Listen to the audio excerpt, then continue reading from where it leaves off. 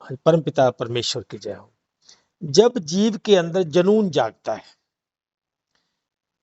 अब ये तो सारा मामला है तो उसकी कृपा पर ही आधारित, पर जब इसके अंदर जुनून जागता है ना, तो फिर ये अपने परम के लिए दीवाना हो उठता है। तो इसकी सबसे पहली प्रार्थना अपने आप को लेकर क्या होती है, उसे कुछ अपने अंदाज में कहूंगा। अगर आप भी इसको अपने मन से करें तो इसका बहुत लाभ मिलेगा। और ये प्रार्थना किसी मूर्ति के आगे नहीं है, किसी धर्म स्थल में नहीं है, अपने आप से प्रार्थना करनी है। अपने अपने अस्तित्व से जुड़ के प्रार्थना करनी है कि ऐ मेरे अंतःकरण, इस समय तू इस मेरे तन में विराजमान है। तेरा अस्तित्व उसी मूल अस्तित्व के कारण है जिसके अस्तित्व से संपूर्ण जड़ चेतन रूपी संसार का अस्तित्व है। ऐ मेरे अंतःकरण, इस जीवन में हर पल अपने मूल स्रोत से जुड़ने का प्रयास करना, क्योंकि अपने मूल स्रोत से जुड़े बिना इस धरती पर तेरा, मेरा और किसी का भी सुख, शांति और आनंद संभव नहीं है। हे संपूर्ण ब्रह्मांड के स्वामी, हे मेरी रूह के मालिक, आपके अतिरिक्त किसी अन्य व्यक्ति, वस्तु एवं स्थान का ध्यान मिथ्या ध्यान के सिवा कुछ भी नहीं है। ऐ परम तत्व, आप समस्त सुख, शांति और आनंद के स्वामी हैं। आपके अनंत और विशाल अस्तित्व को मेरा कोटि कोटि नमस्कार है। जब तक आपकी कृपा का हाथ अपने भक्त सेवक के सर पर है, तब तक कोई उसका बाल भी बांका नहीं कर सकता। हे प्राणपति, हे मायापति, हे जगतपति, हे करुणा निधान, हे प्रेम के सागर, हे दया के सागर, आपके इस विशाल आयोजन में मेरे भाव प्रेम को स्वीकार करें भगवान। इस धरती पर मेरी भक्ति का अधिकारी एक आपके सिवा कोई नहीं है। आपकी इस धरती पर यही मेरा उद्देश्य हो, यही मेरा वक्तव्य हो और यही मेरा लक्ष्य हो, ऐसी शक्ति आपसे मांगता हूं प्रभु। आप ही कृपा करें ताकि ये दास आपके चरणों से जुड़ सके, आपकी भक्ति को प्राप्त कर सके, आपको जान सके। यही मेरी मंगल कामना है और यही मेरी मांग, यही मेरी कामना, यही मेरी इच्छा। इसके सिवा और कुछ नहीं चाहिए प्रभु। जब आपको मांग लिया तो उसके बाद मांगना भी क्या। अपनी कृपा बनाए रखना प्रभु, अपनी कृपा बनाए रखना। तो ये एक ऐसी प्रार्थना कि जब जीव अपने भाव में बहता है तो उसके सिवा किसी से और कुछ नहीं कहता है। अपनी पाती उसी को लिखता है। और जीव अनपढ़ है, इसे भाषा नहीं आती, इसे भाव आते हैं।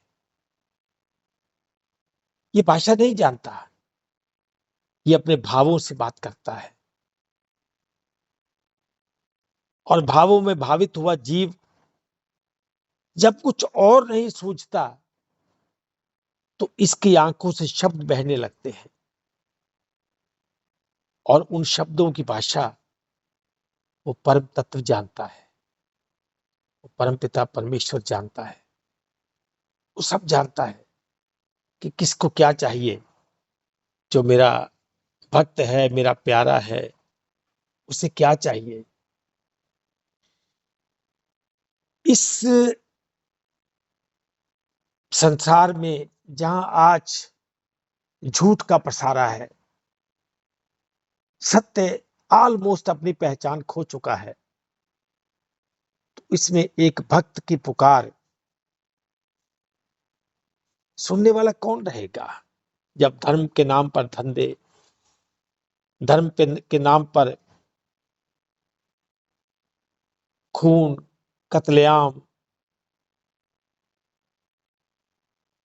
तब ये भक्त अपने उसी अस्तित्व को पुकारता है। और आज अभी 2 दिन पहले एक घटना हुई, मैंने देखी। उसी घटना को आधार बनाकर मैं आज आपसे बात करूंगा। उस घटना ने मुझे झिंझोड़ के रख दिया। घटना क्या थी, मैं किसी के घर में बैठा था। उन्होंने मुझे सत्संग के लिए बुलाया था। तो उनके घर गया तो उनकी छोटी सी बेटी थी, कोई अंदाजा 10 एक साल की। तो उसकी माँ मंदिर में खाना बनाने के बाद भोग लगा रही थी। तो जब उसने जाके देखा, जब उसने थाली उठाई तो उसमें भोजन खाया हुआ था। तो उसने अपनी बेटी से पूछा, बेटा इसमें अभी मैं रख के गई थी ये भोजन, तो किसने खाया इसको। बोली, मम्मा मुझे भूख लगी थी, मैंने थोड़ा खा लिया। तो बोली, बेटा ये भगवान की थाली है, ये भगवान की कटोरी है, ये चम्मच है, ये मैंने स्पेशल अलग रखती हूँ। मैं इसमें परिवार के किसी भी सदस्य को खाना नहीं देती हूँ। बेटा आपको इसमें नहीं खाना था, तो अब मुझे नई थाली लानी पड़ेगी, नया चम्मच लाना पड़ेगा, नया ग्लास लाना पड़ेगा, नई कटोरी लानी पड़ेगी। अब इसमें मैं भगवान को भोग तो नहीं लगा सकती ना। तो माँ बड़े प्यार से अपनी बेटी को डांट रही है और बेटी चुपचाप सुन रही है, चुपचाप।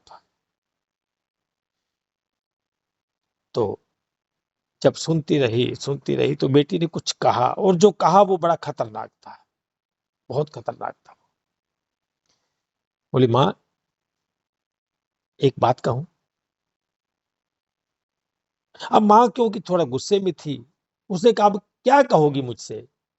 देखो कितना क्या कर दिया आपने, आज सारा मेरा भाव खराब कर दिया। फिर भी बेटी ने कहा कि माँ कुछ कहूं मैं आपको। तो मैंने कहा, सुन लो इसकी बात, क्या समस्या है। अब जो हो गया सो हो गया, पर उसकी बात तो सुन लो।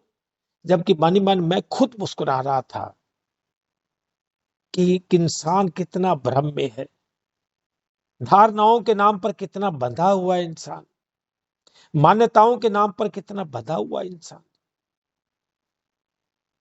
तो मैंने कहा इसकी बात सुनो। तो अब मेरी बात को टाल नहीं पाए, तो उन्होंने कहा, बेटा बताओ। तो उसने कहा, माँ भगवान हमारा क्या लगता है। तो माँ ने कहा, बेटा वो हमारा पिता है। तो बेटी ने पता क्या कहा, बोले, क्या हम अपने पिता की थाली में खाना नहीं खा सकते। बस माँ के पास कोई उत्तर नहीं था, एक भी उत्तर। लाखों वर्षों से इंसान भक्ति, भगवान और मुक्ति के नाम पर वास्तव में सच कहूं, सच्चाई कहूं तो डर डर कर जी रहा है, डर डर कर जी रहा है, भयग्रस्त है इंसान। अपनी मान्यताओं से डरता है, अपनी धारणाओं से डरता है, अपने ही उस मूल अस्तित्व से डरता है जिससे वो लगातार है, पल पल जिससे है वो। मंदिर के आगे से निकलने पर अगर माथा नहीं टेक पाया तो डर लगने लगता है, किसी अनहोनी घटना का डर, कुछ गलत ना हो जाए, कुछ ऐसा वैसा ना हो जाए। आज गलती हो गई, मैं मंदिर के सामने से गुजरा, गुरुद्वारा के सामने से गुजरा और मेरा सर नहीं झुका। व्रत में अगर गलती से कहीं अनाज का एक टुकड़ा मुंह में डाल दिया तो व्रत टूटने के डर से ना जाने कितनी बार क्षमा याचना करता है, कितनी बार गलती हो गई, पाप हो गया, आज मेरा व्रत टूट गया। नहाए बिना अगर किसी धर्म ग्रंथ को शरीर का कोई अंग छू गया तो अपवित्रता और स्वयं को पापी मान लेने का पछतावा उसे दिन भर अपने आप को कोसने के लिए मजबूर करता है। अगर कहीं पंखे की हवा से आरती की जोत बुझ जाए तो फिर अनहोनी घटना का भय पूरा दिन छोड़ो पूरा सप्ताह बना रहेगा। और अगर कहीं एक्सीडेंटली कोई छोटी सी भी घटना हो जाए तो धारणा पक्की, आज जब भी जोत बुझी तभी मेरा मन कह गया था आज कुछ बुरा होगा, आज कुछ गलत होगा। उसी पर भोग वाली थाली, भोजन की थाली में अगर किसी बच्चे ने जूठा कर दिया तो क्या करते हो? क्या हम ऐसे भगवान को अपना परम पिता कहते हैं? क्या ये वही है जिसे हम दीन बंधु, दीनानाथ, दया का सागर, प्रेम का सागर? क्या प्रेम का सागर ऐसा होता है? क्या मेरा पिता ऐसा है जिसे अपना माता, पिता, बंधु, सखा सब कहते हो? सब।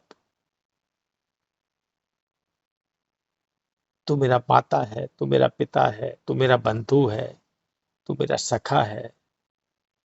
क्या ऐसे भगवान को हम दया का सागर, करुणा निधान, दीन बंधु, दीनानाथ, प्रेम का सागर आदि शब्दों से पुकारते हैं? क्या ये सच है? क्या सचमुच ये सच है? हमें किसने डराया? ये हमारे अंदर ये भय किसने पैदा किया? परमात्मा नाम है सच्चिदानंद का, परमात्मा नाम है मुक्ति का, उन्मुक्तता का, आजादी का, खुशियों का, आनंद का, मस्ती का, उल्लास का, प्रेम के भंडार का, सर्व सुखों का दाता, जो स्वयं सच्चिदानंद है और उसका सनातन अंश जीव जो उसे अपना पिता कहता है, अपना माता कहता है। क्या सच में यही उसका पिता है या फिर वो अपने आप को धोखा दे रहा है? उसने अपना पिता किसी और को माना हुआ है। धर्म नाम है मेरे पिता के प्रेम के उस विधान का जिसमें किसी बंधन, किसी कपट, किसी पाखंड, किसी नफरत, किसी द्वेष का कोई काम नहीं है। केवल प्रेम, केवल प्रेम। श्री गुरु नानक देव जी ने कहा कि साच कहूं सुन लो सब है, जिन प्रेम कियो तिन ही प्रभ पायो। जिन प्रेम कियो तिन ही प्रभ पायो। अगर तो मैं और आप किसी धारणा में बंधे हैं, किसी भय में हैं, तो कम से कम उस भगवान वाले तो नहीं हो सकते। कम से कम जिसे हम अपना परम पिता कहते हैं, हम परम पिता वाले नहीं हो सकते। अगर कहीं परम पिता ऐसा है तो इससे तो मेरा धरती वाला पिता कहीं अच्छा है, जिसकी जेब से अधिकार से पैसे भी छीन लेते हैं, निकाल लेते हैं अपने आप। अपने पिता से तो अधिकार से हर वस्तु, धन आदि ऐसे मांगते हैं जैसे ये मेरा ही है। और अगर ना दे तो रूठ भी जाते हैं, उसको मनाना भी पड़ता है, हमारे पीछे पीछे आना पड़ता है, बड़ी मुश्किल से मानते हैं, आखिर अपनी जिद पूरी करके ही मानते हैं। और परमात्मा के आगे जब फरियाद करते हैं तो भिखारियों के जैसे फरियाद करते हैं, भिखारियों के जैसे। और तो और रिश्वत की पेशकश भी करते हैं। कि हे भगवान, बेटे को नौकरी दे दो, मकान बनवा दो, मैं 1100 का प्रसाद चढ़ाऊंगी, मैं 2100 का प्रसाद चढ़ाऊंगी, फला जगह फला तीर्थ पे जाके स्नान करके आऊंगी, फला धर्म स्थल पे चक्कर लगाऊंगा, ऐसा करूंगा, वैसा करूंगा। रिश्वत है ये रिश्वतखोरी स्पष्ट। सोचिए, मान लो मेरी मम्मी है, मेरा पापा है, मैं उनके साथ ऐसा कर सकता हूं कि पिताजी आप मुझे ना 5,000 रुपए दीजिए, मैं आपको 11 रुपए दान दूंगा। कैसा लगेगा पिता को?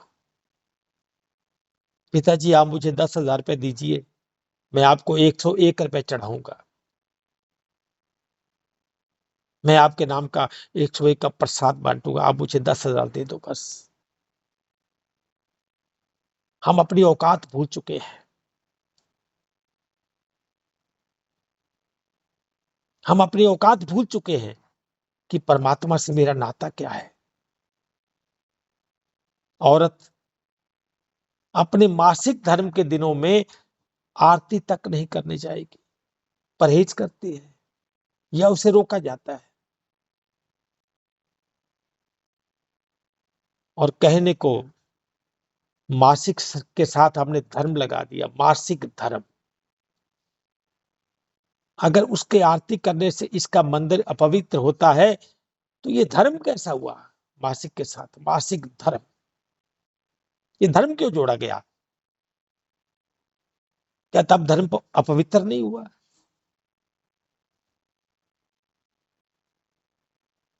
क्या परमात्मा अपवित्र नहीं हो इससे, जब उसके साथ हमने हमारे धर्म ग्रंथों में मासिक के साथ धर्म लगा दिया गया?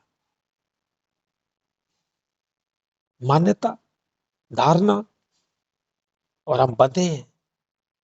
कितनी गांठों की बात करूं, कितने बंधन की बात करूं, तो कम से कम इसे मासिक धर्म न कहकर मासिक अधर्म बोल देते।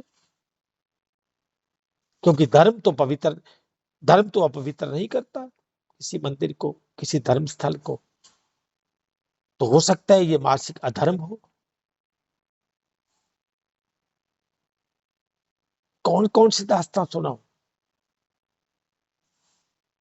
मेरा परम पिता, आपका परम पिता आपको इस धरती पर उत्सव मनाने का मौका देता है। नित्य दिवाली संत की, वो रोज दिवाली मनाने का मौका देता है। 8 पहर त्योहार, 8 पहर त्योहार मनाने का मौका देता है। और हम दबे हुए, कुचले हुए, डरे हुए, सहमे हुए, भक्ति के नाम से डरे डरे हुए हम।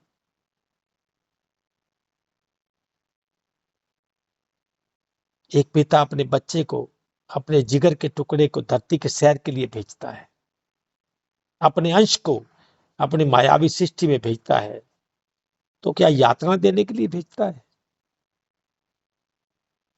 परंतु जब हम अपने आप को देह मानकर स्वयं को प्रकृति से जोड़ लेते हैं, तभी हम कर्म विधान में फंस जाते हैं और सुख दुख जीवन, जन्म और मृत्यु को आमंत्रित करते हैं कि आओ मेरे पास, मुझे जन्म लेना है, मुझे मरना है, मुझे दुख भोगना है। हम स्वयं आमंत्रित करते हैं, हम शरीर है नहीं। परंतु जब मान लेंगे तो फंसना पड़ेगा, तब उस परम पिता से नाता टूट जाएगा। स्वर्ग और नरक हमारी स्वयं की कामना है, ये सजा नहीं है, ये सजा नहीं है। हम इसे खुद बुलाते हैं। हमें नरक चाहिए या हमें स्वर्ग चाहिए? मैं की सबसे बड़ी कामना आपको स्वर्ग लेके जाती है। दान, अच्छे कर्म, बहुत अच्छे कर्म, अच्छे से अच्छे कर्म। कोई भी कर्म मुझे परमात्मा तक नहीं लेके जा सकता, क्योंकि भक्ति स्वतंत्र करती है। कर्म के बंधन में नहीं बांधती। भक्ति स्वतंत्र सकल सुख खानी, बिन सत्संग न पावे है प्राणी। बिना सत्संग के नहीं मिलती है, न मिली है न मिलेगी। और असली भक्ति बिना सत्संग के प्राप्त नहीं हो सकती। भक्ति तो अपने आप में एक त्योहार और एक उत्सव है, त्योहार है। भक्ति तो अपने आप में एक नृत्य है, एक संगीत है, अपने आप में एक आनंद है, सुख का भंडार है अपने आप में। परम का प्रेम तो आपको प्रेम, शांति और खुशियों की वो राह दिखलाता है जिससे बढ़कर कुछ भी नहीं है। नथिंग। प्रेम नाम है उस नृत्य का जिसमें खुद का भी होश न रहे। सुख, शांति, प्रेम और खुशियों की उस पिटारी का जिसमें इसके सिवा कुछ है ही नहीं। यहां कुछ लोग नास्तिक हैं तो कुछ लोग आस्तिक हैं, मगर उसका भक्त, ज्ञानी, प्रेमी ना आस्तिकता के पीछे भागता है और ना नास्तिकता के पीछे भागता है, जबकि वो तो वास्तविकता के पीछे भागता है। वो तो स्वयं है। वो अपने आप से कोई कैसे भागेगा? कैसे भाग सकता है कोई अपने ही आप से? सच्चिदानंद का अंश नास्तिक कैसे हो सकता है? और सच्चिदानंद का अस्तित्व, अंश आस्तिक कैसे हो सकता है? जब एक इंसान का इंसान के प्रेम में इतना नशा है, एक इंसान का इंसान से प्रेम में इतना नशा है, तो परमात्मा के प्रेम में कैसा नशा होगा? धर्म और भगवान के नाम पर डरे हुए लोग तो वास्तव में भगवान से नहीं, प्रेम से नहीं, भक्ति से नहीं, धारणाओं से बंधे। केवल धारणाओं से, धारणाओं और मान्यताओं के भय से अगर कोई मुक्ति दिला सकता है तो वो केवल परमात्मा की भक्ति है, परमात्मा का प्रेम है, स्वयं का ज्ञान है, आत्मा का ज्ञान, स्वयं के मूल अस्तित्व का ज्ञान। मैं कौन? आखिर मैं कौन? तन से निकलने के बाद मैं कौन? तन मिलने से पहले मैं कौन? मान लो किसी का जन्म कोई भी साल लगा लो 1980 का है, तो 1978 में कहां था वो? क्या नहीं था? क्या तब उसका अस्तित्व नहीं था? 76 में कहा था? 65 में कहा था? 60 में कहा था? कौन देगा इसका जवाब? क्या कोई बाबा जो खुद धर्म के नाम पर धंधा बना के बैठा है वो देगा इसका उत्तर? या मेरे स्वयं के अंदर से मिलेगा उत्तर जब मैं अपने अस्तित्व को जान लूंगा? मुझे अपने मूल से जुड़ना है और तब एक एक बात को तर्क के आधार पर, प्रैक्टिकल के आधार पर, स्वयं के अनुभव के आधार पर जाना जा सकता है और बंधन मुक्त हुआ जा सकता है। जो आपको मान्यताओं और धारणाओं में बांध रहे हैं, वास्तव में वह आपसे नहीं, आपके धन, आपके तन और आपके भावों का शोषण करने में लगे हैं। जिन बातों से मानव तन के लक्ष्य का दूर दूर का नाता भी नहीं है, कोई नाता नहीं इससे हमारा, और उन्हीं बातों को धर्म बतलाकर हमको परोसा जा रहा है। जिन बातों का हमारे धर्म ग्रंथों में खंडन किया गया है, उन्हीं को धर्म बताकर मानव को उसके मानव तन के लक्ष्य से इतना दूर कर दिया जाता है, इतना दूर कर दिया जाता है कि हजारों जन्मों तक भी लौट पाना मुश्किल है। हजारों जन्मों तक भी लौट नहीं पाता, वो इतना फंस जाता है अपनी धारणाओं में। जिस आत्मा शब्द से आपको डराया जा रहा है कि उसे देख लोगे तो आप तो सह नहीं पाओगे, और वही तो हमारे सुख शांति का खजाना है, वही तो आनंद का सागर है, वही तो मेरा पिता है, वही तो मेरा घर है। जिस आत्म तत्व में डुबकी लगाने वाला जीव जो है प्रेम, आनंद और सुकून से भर जाता है, लबालब हो जाएगा। सोचिए, जिन धारणाओं में हम फंसे हैं उन्हीं के विपरीत जब राम जी माता शबरी के जूठे बेर खाते हैं तब तो हमें अच्छा लगता है, जबकि वो तो हमारे धारणाओं के विपरीत है। जब राम स्वयं शबरी के जूठे बेर खाते हैं तो हमें बड़ा आनंद आता है, बड़ा अच्छा लगता है, भाव विभोर हो जाते हैं। जब श्री कृष्ण जी दुर्योधन के बनाए 56 पकवानों को ठुकरा कर विदुरानी के हाथ में केले के छिलके खाते हैं तब तो बड़ा अच्छा लगता है हमें। 56 भोजन को ठुकरा कर जब विदुर के घर में सरसों का साग खाते हैं, केले के छिलके खाते हैं, तब तो आप इसे प्रेम मानते हैं, तब तो आप धारणाओं में नहीं बहते, तब क्यों अच्छा लगता है?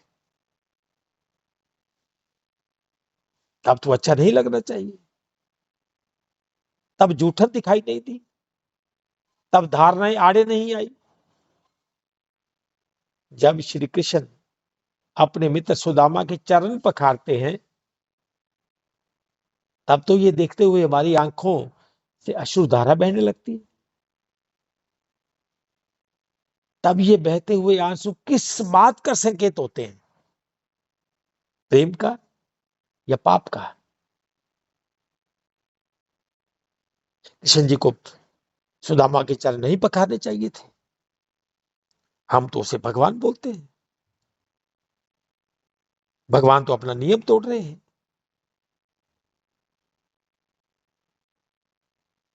कहीं पाप तो नहीं हो रहा है? जब अर्जुन के रथ पे कृष्ण नीचे सारथी बन के बैठते हैं तब तो हमें ऐसा नहीं लगता कि ये तो अर्जुन पाप कर रहा है। हम तो एक नीचे, कहीं हम थोड़ा ग्रंथ के ऊपर थोड़ा ऊपर होके बैठ जाएं तो हमें को टोक देगा, भाई ये तो पाप है, गलत है ये। मान लो श्रीमद् भगवत गीता पढ़ी हो टेबल के नीचे और हम चेयर पे बैठे हो, और मान लो कोई देख ले और कहे कि भाई साहब आप तो पाप कर रहे हो, परंतु जब स्वयं कृष्ण अर्जुन के चरणों में बैठते हैं, अर्जुन के पांव के साइड बैठते हैं, पांव से भी नीचे, तब तो हमको पाप नहीं लगता, तब तो हम उसे पाप नहीं बोलते। राम तीर्थ का नाम सुना होगा। पहले उनका नाम तीर्थ राम था, ज्ञान मिला तो गुरुजी ने नाम बदल दिया, बोले राम को आगे करो, तीर्थ को पीछे करो। राम तीर्थ हो गए, नौकरी छोड़ दी,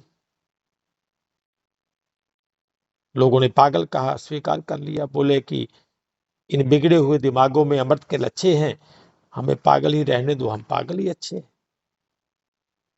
एक मंदिर का पुजारी होना पड़ा थोड़े समय के लिए। अब ज्ञानवान है, भगवान को जानते हैं, परमात्मा के प्रेमी हैं। अब लोग प्रसाद लेके आए तो राम तीर्थ पहले उनको जूठा करे, फिर बोले ठीक है भोग लगा दूंगा, और किसी का प्रसाद वापस कर दे, बोले ये नहीं चाहिए, ये ये ठीक नहीं, इसका टेस्ट ठीक नहीं है, भगवान को पसंद नहीं आएगा। अब शिकायत हो गई, यार आपने कैसा पुजारी पर बिठाया हुआ है बताइए, पागल आदमी प्रसाद को पहले जूठा करता है। बुला लिया प्रधान ने। बोला जी आपकी शिकायत आई है। बोला जी आई होगी, आप प्रसाद को झूठा करते हैं। बोले ये तो आपको लगता है, मेरा पिता है, मेरा भगवान है, मेरी श्रद्धा है, उसमें मेरे में कोई भेद नहीं है। मैं तो टेस्ट करके देता हूं उसको, जो मुझे ही अच्छा नहीं लगता तो मैं उसको नहीं देता हूं। बोले नौकरी छोड़नी पड़ेगी। बोले कोई बात नहीं, गलती नहीं सुधारोगे। बोले गलती है ही नहीं, सुधारूं क्या। काश आज हर मंदिर को एक राम तीर्थ मिला होता, लोगों का जीवन बदल गया होता।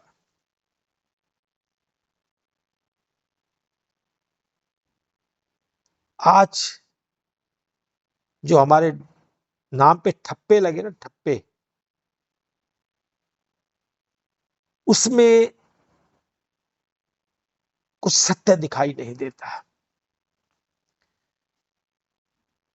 कल एक कविता मैंने मुन्ना भाई दूसरे ग्रुप में कही थी, आज क्योंकि उस कविता का भाव यहां जरूरी है कहना।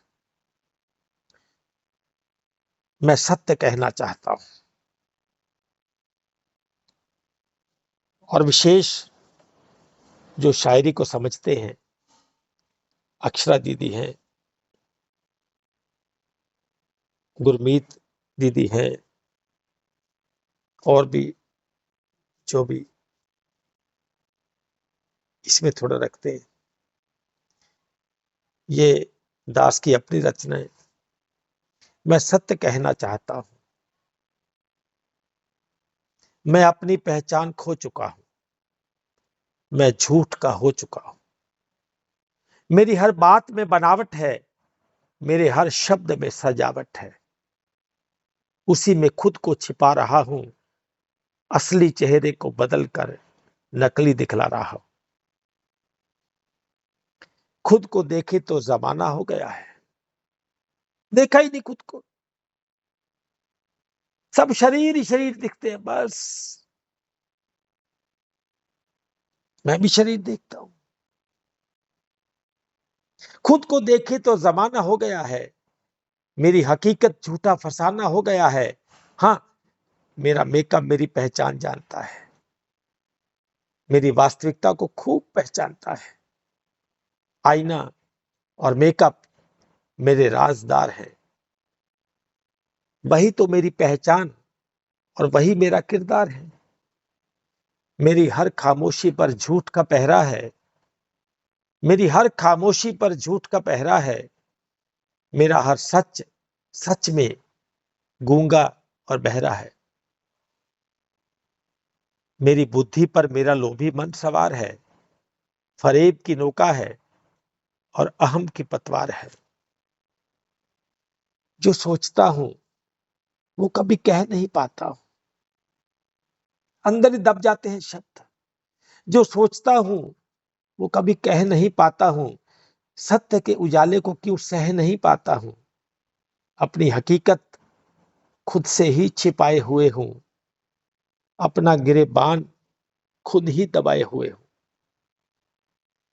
अपने मन को तो खूब मजा दे रहा हूं, पर अपनी जीवात्मा को क्यों सजा दे रहा हूं। झूठ ने मुझको कैसा लोभी बना दिया है, मन को मक्कार, देह को रोगी बना दिया है। एक बार एक बार सच में पूरा मग्न होना चाहता हूं, एक बार सच में पूरा मग्न होना चाहता हूं, सत्य के सामने पूरा नग्न होना चाहता हूं। नाली का कीचड़ हूं और गंगा जल कहलाता हूं, नाली का कीचड़ हूं और गंगा जल कहलाता हूं। सच्चाई को दबाकर नित्य झूठ गुनगुनाता हूं। मेरे विकार तो मुझको भगवान से भी प्यारे हैं, मेरे विकार तो मुझको भगवान से भी प्यारे हैं, क्योंकि यही तो मेरे जीवन के अमूल्य सहारे हैं। इनकी खातिर तो मैं सब कुछ छोड़ सकता हूं, प्रेम, वादा, वचन और कस्में तोड़ सकता हूं। अगर सच कहूं तो झूठ ने सभी को निचोड़ा है। अगर सच कहूं तो झूठ ने सभी को निचोड़ा है। अरे इंसान तो इंसान, गुरुओं तक को भी कहां छोड़ा है। सत्य बोलना संसार में सबसे कठिन काम है। इसी से धर्म, यही इंसानियत और इसी से ईमान है। अगर जीवन में सत्य, संयम और ईमान नहीं है तो याद रहे, मेरे साथ संसार तो है पर भगवान नहीं है। क्या सच में एक बार क्या सच में एक बार मैं सच्चा हो सकता हूं? क्या एक पल के लिए मैं बच्चा हो सकता हूं? क्योंकि जो दिल में जज्बात वही बोलना चाहता हूं। जो दिल में जज्बात वही बोलना चाहता हूं। मन बुद्धि को एक ही तराजू में तोलना चाहता हूं। अगर ये चाहा है गिरधर तो ये आज ही कर। अगर ये चाहा है गिरधर तो ये आज ही कर। बस अब की बार सत्यम वद और धर्मम चर। सत्यम वद और धर्मम चर। परमपिता परमेश्वर की जय हो। परमपिता परमेश्वर की जय हो। जीवानी को विराम देता हूं। अब आप जो भी कहना चाहें। माता जी से निवेदन है, तरसेम भैया ने देखिए कितना अच्छा सत्य का वर्णन किया, जिसमें हम सब को भी उन्होंने एक शिक्षा दी है। गुरमीत माता जी, आप भी अब आज कुछ बोलेंगे। बहुत बहुत बहुत ही बढ़िया तरसेम जी, आप जी ने ये बहुत ही भावपूर्वक आपके लिखता है। सच में नग्न होना चाहता हूँ, ये वाले शब्द बहुत ही अमोलक हैं। और आई थिंक ये भावना सभी की है कि सच में नग्न होना चाहता हूँ, लेकिन हुआ नहीं जाता क्योंकि ये संसार है, संसार हमारी बुद्धि और मन को देखता है, हमारी रूह को नहीं देखता। बहुत बहुत डूब गई थी मैं आपके इस भावों के अंदर।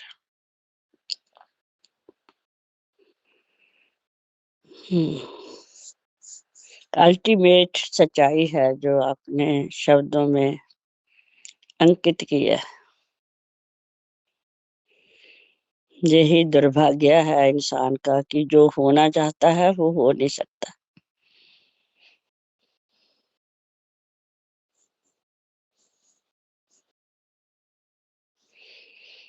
क्या बोलूं, निशब्द हूँ मैं, निशब्द हूँ।